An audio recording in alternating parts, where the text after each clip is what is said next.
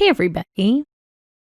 In today's video, I'm going to be showing you the newest Hero Arts My Monthly Hero Kit and some fun techniques that you can do in this release, which has a lot of celestial themes and sort of speaks to my heart. I have my background stamp template set up in my misti. This allows me to stamp off the edge of card fronts in my misti, and I'm using the Hero Arts rectangle infinity dies to create this template. I actually have a video on how to create this template here that I will link you to. Once I have a piece of cardstock ready to go for the template, so I've used the dies and I've cut both the negative space and the positive card front, I use a little bit of temporary adhesive to tack it down to my misti paper. Now, the stamp that comes in this month's kit, because of all the COVID-19 manufacturing restrictions, the stamp that comes in the kit is actually going to be a regular bold prints rubber deep etched cling stamp. But we were sent prototypes because they were not able to get into their manufacturing facility.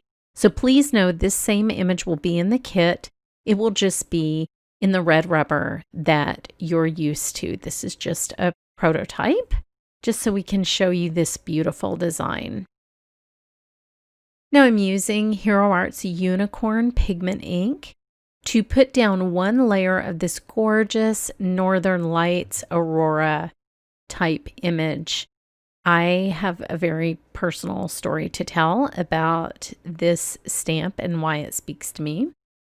I am from basically the equator. I've grown up in Texas since my 3rd birthday. And so I had never seen the Northern Lights, even on all of our summer trips all around the US and Canada and Mexico. So the year after I graduated from college, I spent a summer living and working in Maine. I worked in Camden, which is a gorgeous little, sweet little harbor town in Maine that was just so adorable, and also one of the coldest places you can be in the summer. So that was hard for a Texan. But I lived in an even tinier community not too far from there called Friendship.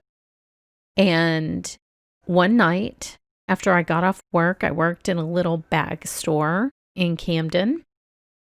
And I had stayed late. And I think I went to the library and I was doing some shopping. And I was getting ready to go back to Friendship. And all of a sudden, the sky lit up in red and green in what looked like an alien invasion to me.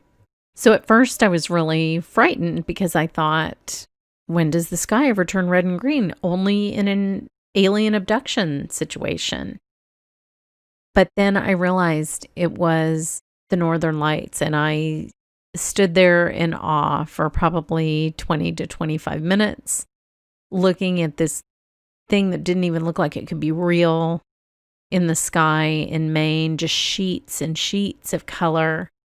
And when I saw this stamp, that's exactly what I thought of. It looks exactly like what I would describe as curtains of light in the sky. And there are just no words to describe what that's like when you see it in real life. So I'm sure everyone who lives in a climate where this happens all the time is laughing at me right now. But it was a really big deal to me, and I remember it very vividly. Now, once I've stamped this, I am going to mask off the water portion of the image with a little bit of 3M Post-it tape so that I can add color to the top part of the image. And I'm going to do that by over-stamping Hero Hues inks in a few colors on top of the white. You do want to make sure that the white is dry before you do this technique. But the reason that I use the white before I add the color is it really brightens it up on that dark cardstock. So the white gives you a base to work off of. And I use this a lot with Hero Arts layering stamps, especially the Heroscapes. I like to add white and then add the colors just to give me an extra shade of the Hero Hues inks.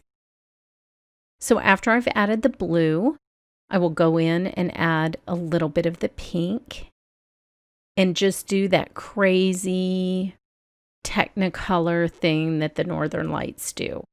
Now the template keeps it so that I can stamp in exactly the same place every time. You just need to make sure that the template is back in the corner of the misti before you go to stamp again.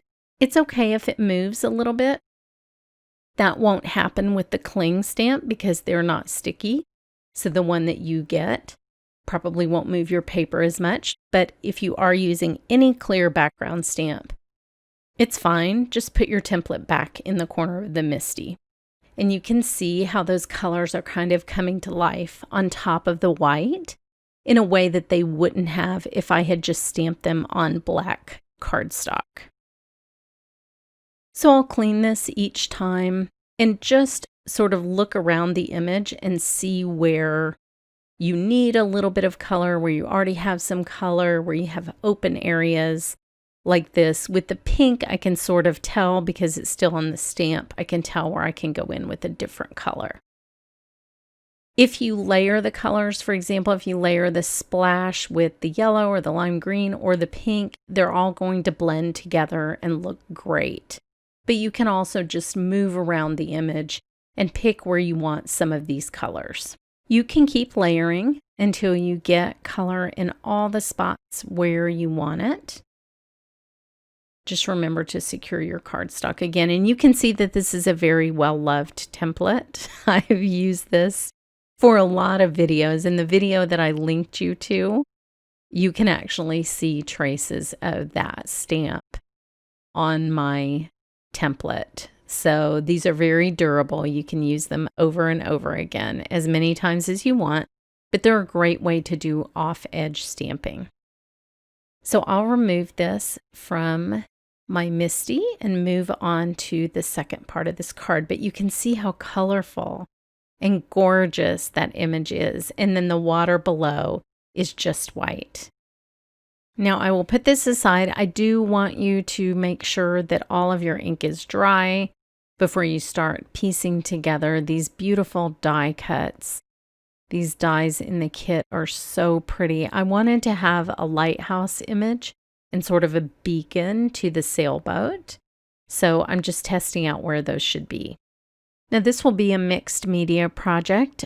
So I will be using my luminance pencils to accent some of these die cuts. First, in my world, lighthouses are always red and white striped. So I will be adding some stripes to the lighthouse die cut that I've cut from black cardstock with white and red luminance pencils. Now I love these pencils because they're almost like pastels. They're really, really soft. And they allow you to build up layers and enrich the color without them getting waxy until you've reached the saturation that you like. So you'll see me go over and over each of these areas quite a few times to get the depth of color that I want. I'll speed this up just a little bit so I don't bore you to death with the coloring.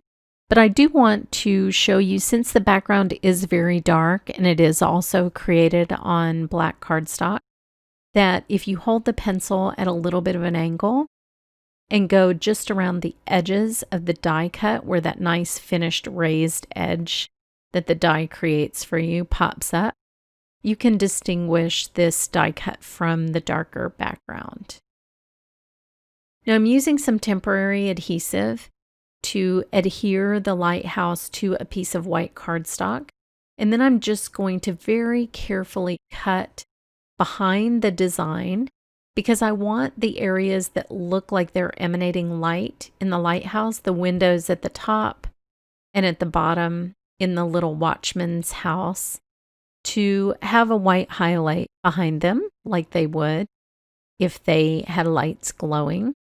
So I'm just angling my scissors to get behind the cardstock Anywhere where there is an opening in this die cut, I don't get too close to that, but that way I have those nice bright white highlights that will show through that die cut. Now, once that has been cut accurately, I'm using a more permanent glue to adhere these two pieces together. I like liquid glue because it's very forgiving and it lets me wiggle my piece around, especially in a situation like this where alignment matters.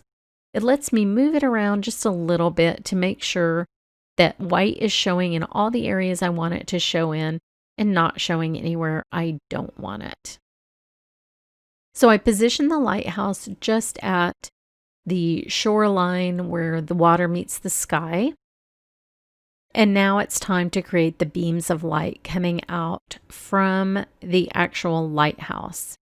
So I'm using the cut-a-line, nice thick ruler to create those triangular beams of light that you think of when you think of a lighthouse. And I will sort of make them coming out the same way in each direction. So I'm just very lightly penciling with the same luminance white pencil, a little triangle that I will go back and fill in. The key here is to make sure that you really keep sharpening your pencil if you're doing something this precise, especially near the die cut on the card base. I will need my tip of my pencil to be very, very sharp to make sure that I get up into that little tiny triangle at the end. For the parts that are farther away from the lighthouse, it doesn't matter quite as much. But as my friend Kathy Rakusin says, when people ask her what type of pencil she likes, she always says a sharp one. And that's the most important thing. With the luminance pencils, I do tend to buy the white by itself in open stock. That's one of the reasons that I love pencils that are sold in open stock, because I do tend to use some colors more than others. So I will get as close as I can with this sort of duller pencil, and then I will sharpen it before I go back in there. You will want to put more layers of the white pencil down closer to the lighthouse to give the illusion that the light is stronger closer to the lighthouse than it is farther out, just as you would see it if you were looking at this on a beautiful May night when you saw the northern lights. Even on top of the ink and the layers of ink where I've added color, this pencil covers beautifully. So these are a great match for the images in this kit. And you can see that it covers up that vertical design really, really well and just looks like a beam of light. I'll do the same thing on the other side. Just get as close as I can to the lighthouse and then fill in those little rays of light. Now I will sharpen my pencil because now it's evident that I can't get quite as close as I need to. So I'll get a little sharper tip there. And you can see this is one of my best loved pencils because it's very short. So you can always get pencil extenders if your favorite pencils get too short, and I'll leave you a link to those below. But it covers this pigment ink beautifully, covers the black cardstock beautifully, and it's just a great all-around pencil. So I will continue to make that first beam of light a little bit closer to the lighthouse, just a little bit brighter on both sides, and make it look like it's beaming out. I didn't want to cover up too much of the northern lights background because that really is the star of this kit. And it's really fun because they included a bunch of images of animals that you can put in the water as well. I like the sailboat for this particular card being drawn towards this beacon, but that is really fun. So I used the matching dies to cut the sailboat. The sailboat already has white highlights on the edges, so I don't need to embellish that to have a beautiful little scene. So here's the finished card. I used the Hero Arts Infinity Circle dies to create a moon with a greeting. And then here are some other cards using the add-ons that all have sort of a space theme to them, and I love them all. The wolf, the sun. I have a fun technique for creating the sun card on my blog. So head over to my blog today for more information on this and a giveaway and a great recipe for homemade ranch style beans. Thanks so much for watching.